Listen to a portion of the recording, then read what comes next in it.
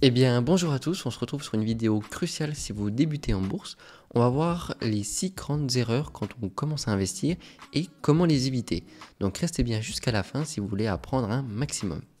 La première erreur quand on investit en bourse, c'est de partir bien en tête et ne pas se former et investir n'importe comment.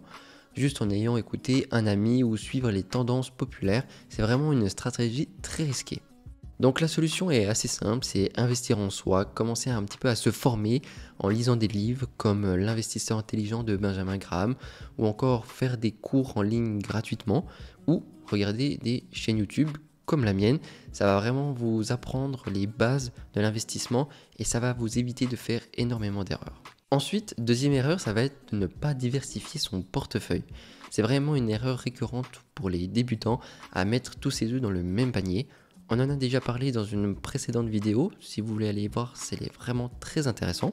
Si vous mettez tout votre argent dans une seule entreprise et qu'elle fait faillite, vous imaginez bien le résultat. Eh bien, votre portefeuille sera égal à zéro. La diversification est vraiment la règle d'or pour un investisseur.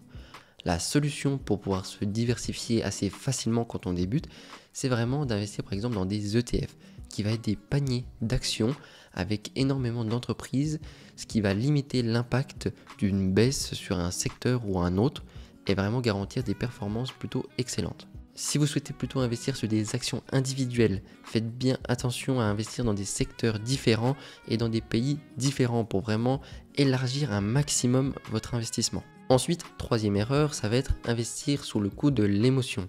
L'investissement, c'est comme les montagnes russes. Ça monte, ça descend. Quand ça monte, on veut acheter encore plus parce qu'on pense qu'on va faire des énormes performances. Et quand ça baisse, on va vouloir tout vendre parce qu'on se dit on va tout perdre. Eh bien ça, il ne faut pas faire. C'est vraiment une erreur que font énormément de débutants et ça peut vraiment coûter très cher. La solution est vraiment très simple, c'est d'établir une stratégie claire et précise et s'y tenir. C'est vraiment très important de garder le cap malgré les fluctuations que peut avoir le marché. Si je peux vous donner un conseil, c'est de faire par exemple du DCA, du Dollar Cost Average, quand on est débutant. Donc c'est investir un montant défini tous les mois sur différentes actions ou ETF, ce qui est vraiment une bonne stratégie pour éviter de trop subir les fluctuations du marché.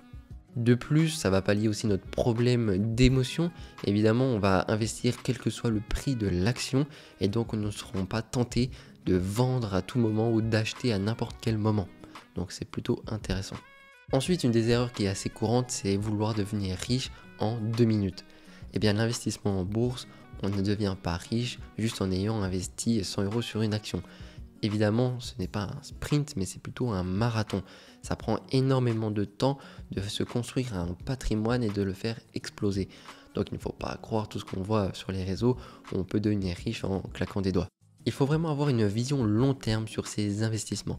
Choisir des actions de qualité ou des ETF intéressants et se tenir sur sa stratégie. L'histoire montre bien que ceux qui réussissent dans l'investissement, c'est les personnes qui se tiennent à une stratégie long terme grâce à l'effet boule de neige ou les intérêts composés, où là, chaque rendement de chaque année va faire grimper votre portefeuille et le faire exploser petit à petit. Une des erreurs que font les débutants, c'est qu'ils ne font pas attention aux frais cachés que peuvent avoir les plateformes d'investissement.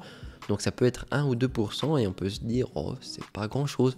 Mais finalement si sur 30 ans ça représente une quantité énormément d'argent. Donc il faut vraiment faire très attention. Donc quand on investit, on fait vraiment attention aux plateformes que l'on va choisir.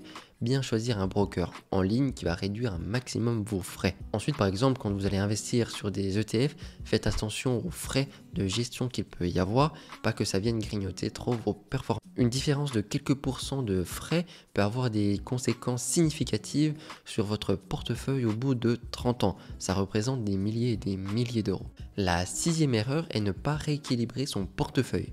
Effectivement, au fur et à mesure où on investit, on va peut-être être surexposé sur des secteurs d'activité ou encore sur des pays.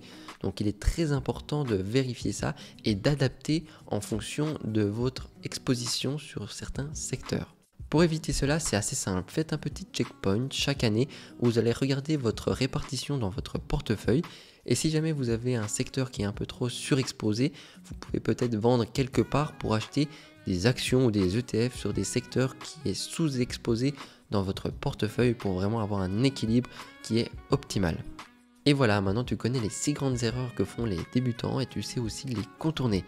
Donc n'oublie pas que l'investissement c'est un marathon, c'est pas un sprint, il faut avoir une stratégie claire et s'y tenir.